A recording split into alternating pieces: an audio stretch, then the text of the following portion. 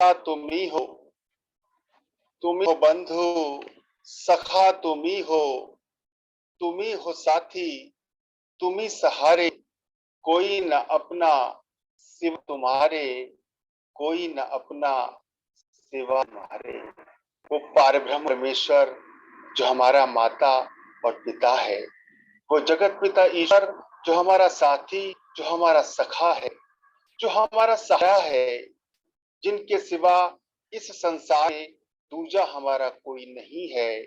उन पारब्रह्म परमेश्वर जगत पिता ईश्वर के चरणारविंद में नमन करते हुए उनकी दी वाणी, उनकी दी हुई बुद्धि और उन्हीं के दिए हुए विवेक से आज के विषय पर अपने विचार प्रस्तुत करने पूर्व नारायण रूप सन को मेरा प्रणाम, सभी को नमन। आप सभी को ओम ब्रह्म सत। देवियों सज्जनों, वो ब्रह्म परमेश्वर जिन्होंने ये संपूर्ण ब्रह्मांड बनाया, सूरज चांद सितारे बनाए, धरती गगन बनाया, नदियां पर्वत सागर बनाए, संपूर्ण वनस्पति जगत प्राणी जगत बनाया, ईश्वर की सभी रचनाओं में सबसे श्रेष्ठ उन्होंने इंसान को बनाया, मुझे और आपको बनाया। शास्त्र यही वर्णन कर रहे हैं कि दुर्लभो मानव जन्म, बड़े भाग्य से ये मानव का तन मिला है, ये मानव चूल्हा हमें मिला है। अब सवाल उठता है कि ये मानव तन जो श्रेष्ठ है, 84 लाख योनियों में से है, इसके जीवन का आखिर सार क्या है? आखिर क्यों हमें मिला है? और इस मानव जन्म पाने के बाद हमें करना क्या है, हमें समझना क्या है? बहुत सारे सवाल हमारे मन में सदैव कौंधते रहते हैं कि हमारे देश का कारण क्या है, आखिर हम संसार में क्यों आए। हमने जब से होश संभाला है, जब से हम अध्यात्म जुड़े हैं, सत्संग से जुड़े हैं, सदैव सुनते आए हैं कि हमारा देह है, इसके अंदर आत्मा है, जीव है, मैं देह से अलग हूं। तो प्रश्न उठता है कि देह और जीव का आपस संबंध क्या है? फिर हम सुनते हैं कि देह नष्ट हो जाती है, जीव नष्ट नहीं होता, आत्मा नष्ट नहीं होती। तो ये सवाल उठता है कि देह के नष्ट होने पर जीव की क्या हालत होती है? ऐसे बहुत सारे प्रश्न जो हमारे मन में सदैव कौंधते रहते हैं, जिनका जवाब हम पाने के लिए व्याकुल भी रहते हैं, प्रयास भी करते हैं और शायद मिल भी नहीं पाते। गुरुदेव ने कहा है, मैं परम पूज्य गुरुदेव महात्मा मंगत राम जी ने एक विषय जीवन सार सिद्धांत में हमारी इन सारी जिज्ञासाओं को शांत किया है, हमारे इन सवालों का उत्तर दिया है और हमें ये समझाने का प्रयास किया है कि दुर्लभो मानव जन्मा और बड़े भाग्य मानुष तन पा। जो ये कहा गया है, ये क्यों कहा गया है, इसका आधार क्या है, इसकी बुनियाद क्या है, इसकी जड़ क्या है। तो गुरुदेव के मार्गदर्शन के आधार पर हम अपने जीवन के को समझें, हमारे जीवन के सिद्धांत को समझें, सत्पुरुष और अध्यात्म के मार्गदर्शन के अनुसार हम अपने जीवन का सिद्धांत बनाएं, ना कि अपना मनमाना सिद्धांत। हम तो कुछ भी अपना सिद्धांत बनाए बैठे हैं। अपने जीवन का सार हमने तो यही मान लिया है कि सांसारिक भोगों पूर्ण करना, वासनाओं को पूर्ण करना, अपने मन की इच्छाओं को पूर्ण करना, शायद हमारे जीवन का, हमारी समझ से यही सार है, यही सिद्धांत है। पर गुरुदेव महात्मा मंगत राम जी इस जीवन का सार सिद्धांत क्या बता रहे हैं। और हमारे मन में उठ बहुत सारे प्रश्न है। जैसे एक प्रश्न है कि गति किसकी होती है? मृत्यु होने के बाद देह तो समाप्त होती है, पर मृत्यु होने के बाद विभिन्न कर्म कांड किए जाते हैं, सालों साल किए जाते हैं, प्रतिवर्ष श्राद्ध किया जाता है। वो किसका किया जाता है? तो शरीर तो समाप्त हो गया, शरीर जला दिया गया। बहुत से सवाल है कि जीव के कल्याण का यथार्थ साधन क्या है, किस प्रकार से अपना कल्याण करें। आइए इन्हीं सारे सवालों का जवाब ढूंढते हैं पूज्य महात्मा मंगत राम जी के मार्गदर्शन अनुसार, उनके दिशा निर्देश के अनुसार। पूज्य गुरुदेव कह रहे हैं कि मनुष्य की जिंदगी दुरुस्त विचार हासिल करने की खातिर है। हमारी जो जिंदगी जो मिली है, ये दुरुस्त विचार हासिल करने की खातिर है, ना कि लकीर की फकीरी में से रहने की खातिर। वास्तविकता क्या है कि हम लकीर के फकीर बने हुए हैं। जैसा चला आ रहा है, जैसा हम अपने को देखते चले आए हैं, बुजुर्गों को देखते चले आए हैं, उसी लकीर के फकीर बनकर रह गए हैं, उसी अनुसरण कर रहे हैं। तो गुरुदेव कह रहे मनुष्य जिंदगी दुरुस्त विचार हासिल करने की खातिर है, अपने विचारों को दुरुस्त करने की खातिर मिली है। आगे गुरुदेव कह रहे ब्राह्मण जाति का वो आदर्श जो आसमान पर चमक रहा था, आज पाताल की तरह रहा है। ब्राह्मण, क्षत्रिय, वैश्य, ये चार वर्ण बताए गए हैं हमारी सनातन पद्धति में, सनातन संस्कृति में। इसमें ब्राह्मण सबसे उच्च कुल के माने गए हैं। ये गुरुदेव कह रहे हैं कि ब्राह्मण जाति का वो आदर्श जो कि आसमान पर चमक रहा था, जिससे ऊपर था, वो आज पाताल की तरफ जा रहा है। इसका कारण क्या है, इसको अच्छी तरह विचार के। इस कमजोरी का कारण ये है कि आत्मिक उन्नति जो कि असली धर्म का स्वरूप है, जो धर्म का वास्तविक स्वरूप है, वो आत्मिक उन्नति करना है, अपनी उन्नति कर है, लोप हो गया है। आत्मिक उन्नति तो एक और रह गई है, और हो क्या रहा है, ब्राह्मण कई तरह के तोहमात में होकर अपनी सामाजिक शक्ति और बुद्धि बल खो बैठे हैं। जमाने की हालत को देखकर असल की तरफ करवट बदलनी चाहिए, ये कमजोरी का कतई नाश हो जावे। सबसे पहले इन विचारों की तहकीकात करनी चाहिए। बड़े महत्व विचार हैं। प्रश्न है कि पैदाइश का कारण क्या है, यानी को देह क्यों कर मिली है। और दूसरा हमारे मन की शंका, ये तहकीकात नहीं चाहिए कि देह और जीव का क्या संबंध है। तो आइए इन दोनों प्रश्नों का सवालों का जो जवाब गुरुदेव दे रहे हैं उसको ढूंढते हैं कि पैदाइश का कारण क्या है, आखिर हम पैदा हुए हैं और हमारी ये जो देह मिली है जीव को, ये क्यों है। तो गुरुदेव कह रहे हैं जीव के देह धारण करने का कारण कामना यानी ख्वाहिश है। जिस वक्त कामना अंतःकरण में प्रकट हुई, उस वक्त देह की कैद में जीव आ जाता है। देह जो मिलती है इसका कारण हमारी कामनाएं हैं, हमारी वासनाएं हैं, हमारी इच्छाएं हैं। जैसे ही जीव के मन में कोई कामना आती है, वो देह की कैद में आ जाता है, यानी देह स्वरूप को धारण करके अपनी कामना पूर्ण करने की कोशिश करने लगा। इस कामना का नाम ही माया भ्रम है। यानी मन में कामना उठी, ऐसी मन में कोई कामना, कोई संसार की इच्छा उठी, ऐसे ही जीव देह की कैद में आ गया, और इस कामना का नाम ही माया भ्रम है। जो माया है, जो भ्रम है, वो हमारी कामनाएं, हमारी वासनाएं, हमारी इच्छा है। दूसरा प्रश्न है, ये तहकीकात करनी चाहिए कि देह और जीव का क्या संबंध है।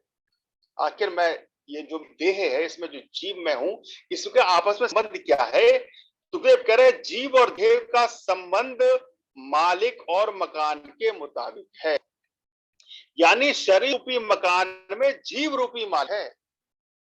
गुरुदेव कह रहे हैं जैसे मकान मालिक किराएदार का संबंध होता है, ठीक वैसे ही जीव का और देह का संबंध है।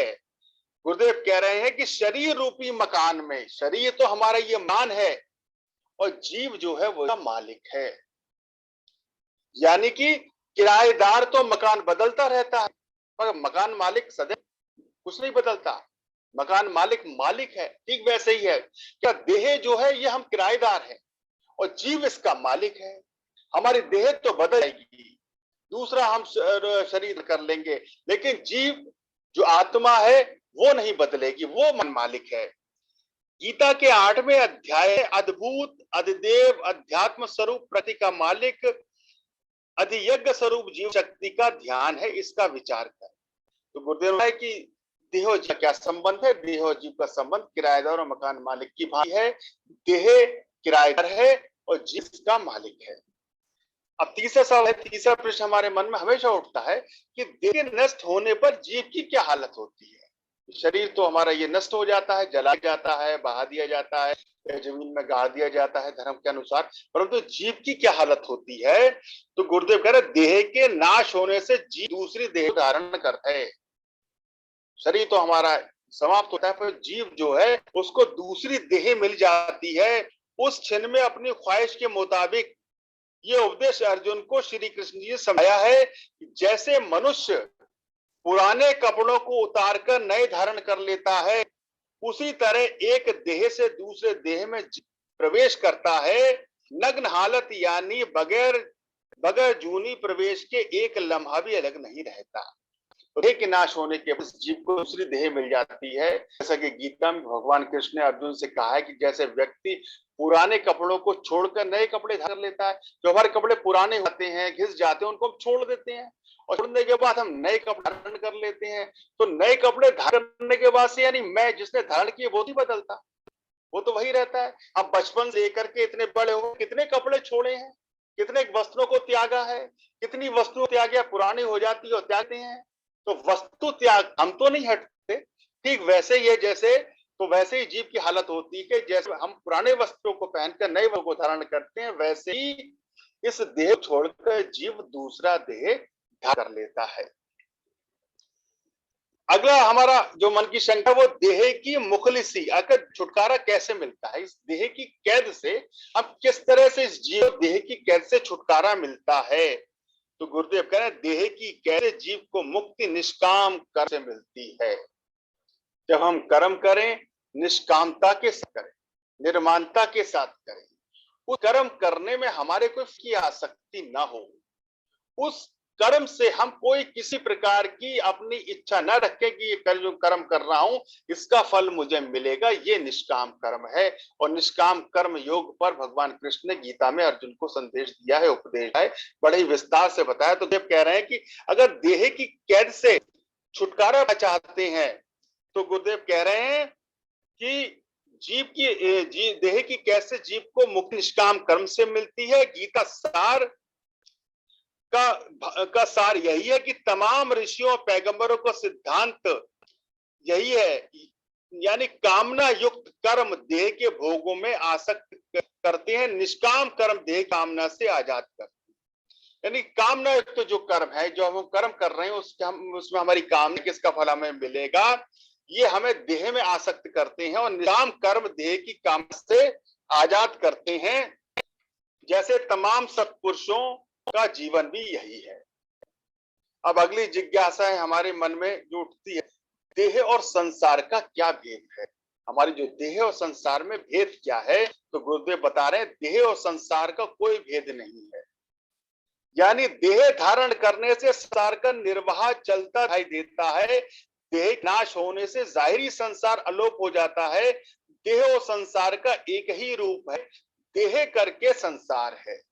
गुरुदेव कह रहे हैं देह और संसार में कोई भी भेद नहीं है, यानी देह धारण करने से संसार का निर्वाह, जब हम देहधारी है, जब हमारा देह के अंदर है तो संसार चलता हुआ दिखाई देता है कि संसार चल रहा है, संसार का हम अनुभव कर रहे हैं, संसार को देख रहे हैं, रह रहे हैं। लेकिन देह के नाश होने से जाहिरी संसार अलोप हो जाता है। जब हमारी देह नाश हो जाता है तो जाहिरी तौर से संसार नाश हो जाता है। देह और संसार का एक ही रूप है, देह करके संसार है, असलियत में संसार कोई चीज नहीं है। जैसी जिसकी देह वैसा ही उसका संसार है, इसलिए देह पर काबू पाने से संसार पर काबू पाया जा सकता है, निश्चय करें। गुरुदेव कह रहे हैं अगर हमने देह पर काबू पा लिया तो समझ लीजिए संसार पर काबू पा लिया। इस बात को मन में विचारें, इस बात का निश्चय करें। अब अगला प्रश्न उठता है कि देह का असली स्वरूप है क्या और जीव का असली स्वरूप क्या है। बड़ा ही महत्वपूर्ण प्रश्न है कि देह का असली स्वरूप क्या है और जीव जो हूं मेरा असली स्वरूप क्या है। तो गुरुदेव कह रहे हैं कि देह का असली स्वरूप मजमूआ कर्म है और जीव का असली स्वरूप कर्म भोगता है। तब तक कर्मों का कर्ता अपने आप को मानता है, तब तक जीव रूप भोग सुख और दुख पाता है। गुरुदेव कह रहे हैं देह का असली स्वरूप है वो कर्म है और जीव का असली स्वरूप कर्मों का भोक्ता होना है। जीव उन कर्मों को भोगता है। जब तक कर्मों का कर्ता अपने आप को मानता है, जब तक जीव ये समझता है जो कर्म है ये मैं कर रहा हूं, जब तक कर्तापन अहंकार अंदर रहता है तब तक जीव रूप होकर सुख और दुख पाता है। जब तक उसके अंदर कर्तापन का भाव रहता है तब तक उस कर्म अनुसार जो भी सुख मिलते हैं वो पाता है। जिस वक्त का भाव से आजाद हो जाता है उस वक्त सदा स्वरूप ब्रह्म श्री में लीन हो जाता है।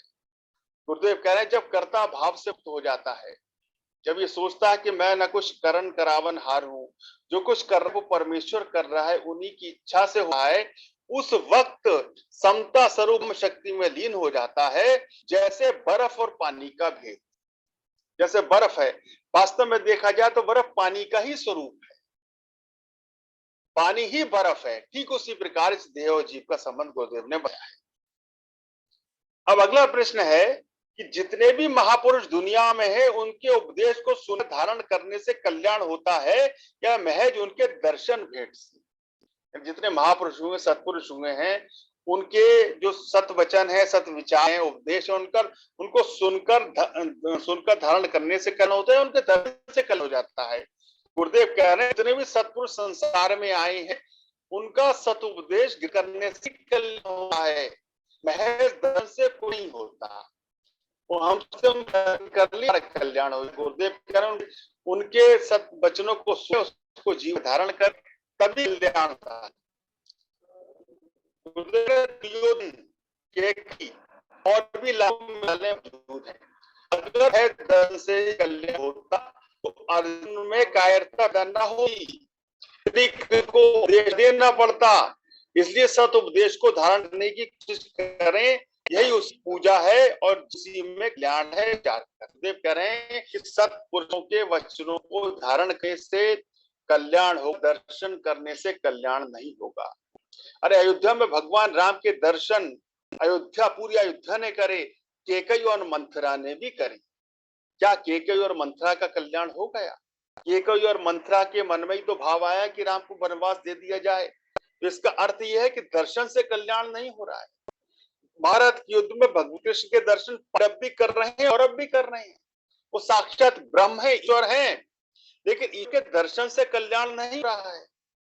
ईश्वर जो भगवान कृष्ण कह रहे हैं, जो दुर्योधन से कह रहे थे कि तुम पांडवों को 5 गांव दे दो युद्ध टल जाएगा, दुर्योधन ने उनकी बात को नहीं मानी। अगर दर्शन करने से कल्याण होता महाभारत का युद्ध नहीं होता।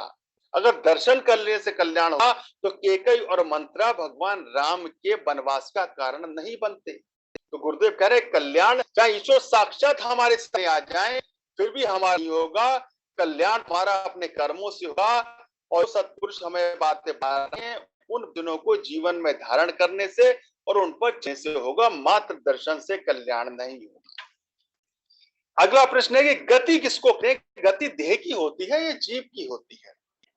हम देखते जब मृत्यु हो जाती है, मृत्यु के बाद शरीर तो जला दिया जाता है, पंच तत्वों में विलीन हो जाता है, लेकिन मृत्यु के बाद कर्म कांड किए जाते हैं, विभिन्न प्रकार के कर्म कांड किए जाते हैं, सालों साल किए जाते हैं, पिंडदान किया जाता है। कहीं कोई गया में कर रहा है, कोई बद्रीनाथ में कर रहा है, कोई नासिक में कर रहा है। तो आखिर ये किसका हो रहा है? देह तो हमने जला दी। तो वही प्रश्न है कि गति किसको कहते हैं? गति देह की होती है या जीव की? तो गुरुदेव कह रहे गति के माने कल्याण के हैं। देह की गति यही है कि आग में जला दी जाए।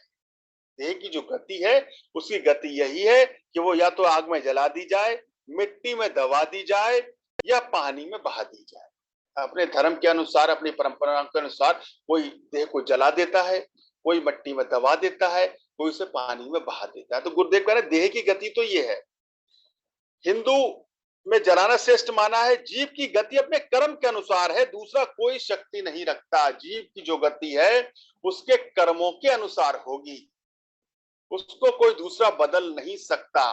देह की गति तो हो गई, चाहे अग्नि में जला दिया, पानी में बहा दिया या मिट्टी में दबा दिया, लेकिन जो जीव की गति है वो उसके अपने कर्मों के अनुसार होगी। चाहे कितने ही कर्म कांड कर ली जाए उसके लिए, कितनी ही पूजा पाठ कर ली जाए, कितनी उपासनाएं कर ली जाए, कितना ही दान यज्ञ भंडारा कुछ भी कर लिया जाए, लेकिन जीव की जो गति है उसके अपने कर्मों के अनुसार होगी। उसने अगर सत कर्म किए हैं तो उसे अच्छा फल मिलेंगे, उसने अगर पाप कर्म किए हैं तो उसे बुरे फल मिलेंगे। ये बात निश्चित है, 100% निश्चित है। और हम बार बार सुनते आए हैं कि कर्म गति टारे ना ही टरे। अरे बोया पेड़ बबूल का तो आम कहां से होए। हम वृक्ष तो लगा रहे हैं बबूल का, तो बबूल के वृक्ष पर कांटे ही आएंगे, उस पर फूल नहीं आ सकते, उस पर फल नहीं आ सकते। अगर हमने खराब कर्म करे हैं, पाप कर्म करे हैं, तो उसका परिणाम बुरा ही होगा। ये बात निश्चित है। गुरुदेव कह रहे हैं जीव की जो गति है उसके कर्म के अनुसार होती है। अगला प्रश्न उठता है कि जीव के कल्याण का यथार्थ साधन क्या है, अर्थात जीव का कल्याण किस प्रकार हो, इसका साधन क्या है? तो गुरुदेव कह रहे हैं जीव के कल्याण के वास्ते सत्कर्म की धारणा है। अगर जीव का कल्याण, जीव अपना कल्याण चाहता है तो सत्कर्मों को धारण करे, यानी खुराक, लिबास, विचार, संगत और कोशिश नेक हो बे, जिससे जीव अपनी सक्षम को प्राप्त हो जाए, यही असली गति है। कि जीव के कल्याण के बाद से सत्कर्म, सदैव गुरुदेव ने और सारे ही सत्पुरुषों ने सत्कर्मों पर ही जोर दिया है कि सत्कर्म करें, उसी से जीव का कल्याण होगा। अगला प्रश्न, धर्म नीति रिवाज के भेद का विचार, रिवाज के सुधार का यत्न करना क्या है? तो धर्म नीति यानी जिंदगी और मौत का कानून अटल है। गुरुदेव कह रहे हैं जिंदगी और मौत का कानून अटल है, हर एक मुल्क और मजहब के वास्ते बराबर है। यानी जीव मात्र का देह धारण करना और भोगों में गिरफ्तार होना, इससे निजात हासिल करना एक ही धार पर है। दूसरा पहलू रिवाज का, यानी वक्त के मुताबिक सोसाइटी के लिए नियम रिवाज हमेशा बदलता रहता है। जिस तरह वक्त बदलता रहता है उस तरह रिवाज भी बदलता रहता है, मगर धर्म नीति अटल है। धर्म तो अटल है पर रिवाज बदल सकते हैं। अगला प्रश्न है, ईश्वर की प्रतिष्ठ और भक्ति किसके लिए की जाती है? जो ईश्वर के मुनाकिर है उनको क्या कमी है? तो गुरुदेव पर ईश्वर की भक्ति, अब सवाल उठता है कि ईश्वर की भक्ति क्यों की जाती है, क्यों करें ईश्वर की भक्ति? और ये भी हमने सुना कि जो ईश्वर की भक्ति है कामनाओं की पूर्ति के लिए, अपनी वासनाओं की पूर्ति के लिए जो अभी भक्ति कर रहे हैं, भक्ति के नाम पे कर्म कर रहे हैं, वो ईश्वर भक्ति का सही स्वरूप नहीं है। ईश्वर भक्ति का सही स्वरूप यही है कि ईश्वर द्वारा ईश्वर से ईश्वर प्राप्ति का प्रयास करना। ईश्वर भक्ति में है ईश्वर द्वारा ईश्वर से ईश्वर प्राप्ति का प्रयास करना, ईश्वर भक्ति है। ईश्वर द्वारा ईश्वर से संसारिक भोगों की प्राप्ति करना, प्राप्ति का प्रयास करना, ये ईश्वर भक्ति नहीं है। कामनाओं की पूर्ति के लिए, इच्छाओं की पूर्ति के लिए ईश्वर के समक्ष जाना ईश्वर भक्ति नहीं है। तो सवाल ही उठता है, आखिर ईश्वर भक्ति का हमारे जीवन में आवश्यकता क्या है? हम क्यों ईश्वर भक्ति करें? रामायण में अनेकों प्रसंग है जहां ये बताया गया कि ईश्वर भक्ति क्या है। ये वर मांगहूं कृपानी केता, बसो हृदय सी अनुज समेता। अरण्य कांड में ऋषि मुनि और संत भगवान राम और लक्ष्मण से उनकी भक्ति मांग रहे हैं, संसार का कोई सुख नहीं मांग रहे हैं। उत्तर कांड में भगवान शंकर भगवान विष्णु से वर मांग रहे हैं और कह रहे हैं कि बार बार वर मांगहूं हर्ष दो श्री रंग। वो कर एक बार नहीं, मैं बार बार वर मांग रहा हूं कि बार बार वर मांगहूं हर्ष दो श्री रंग, पद सरोज अनपायनी भगति सदा सत्संग। भगवान शंकर भगवान विष्णु से भक्ति और सत्संग मांग रहे हैं। अयोध्या कांड में भरत जी तीर्थराज प्रयाग के सामने हाथ जोड़कर नतमस्तक होकर क्या मांग रहे हैं और कह रहे हैं कि अर्थ न धर्म न काम रुचि, गति न चहु निर्वाण, और जन्म जन्म रति राम पद ये वरदान नान। भरत जी कह रहे हैं मुझे न धर्म चाहिए, न अर्थ चाहिए, न काम चाहिए, न मोक्ष चाहिए, मुझे इन चारों पुरुषार्थों में से कुछ नहीं चाहिए।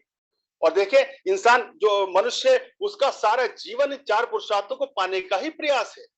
हमारे जितने भी कर्म है उसका लक्ष्य या तो हमें अर्थ पाना है, धर्म पाना है, काम पाना है या मोक्ष पाना है। और भरत जी कह रहे हैं कि जन्म जन्म रति राम पद ये वरदान नान, भगवान की भक्ति मांग रहे हैं।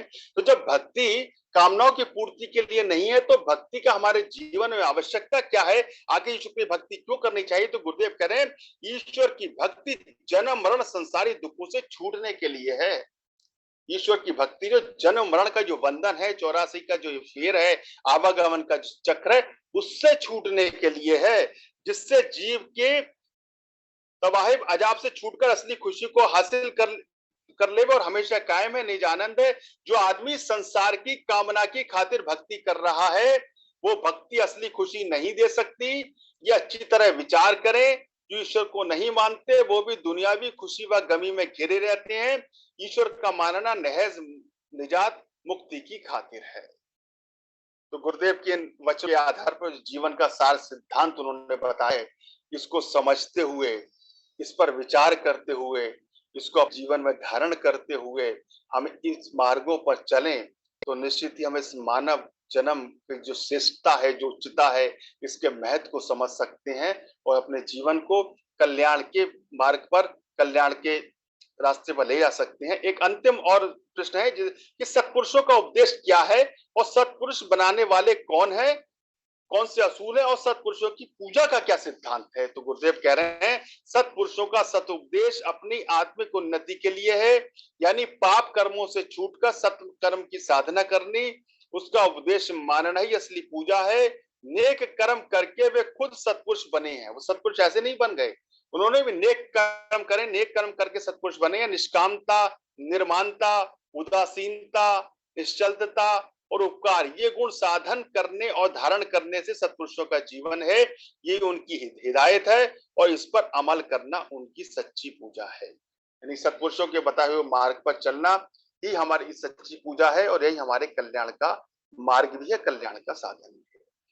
सर्वशक्तिमान परमात्मा हम सभी के संकल्पों में, हम सभी की आध्यात्मिक उन्नति, आध्यात्मिक प्रगति में हम सभी का सहायक बने। इसी मंगल कामना के साथ मैं अपनी वाणी को विराम देता हूँ।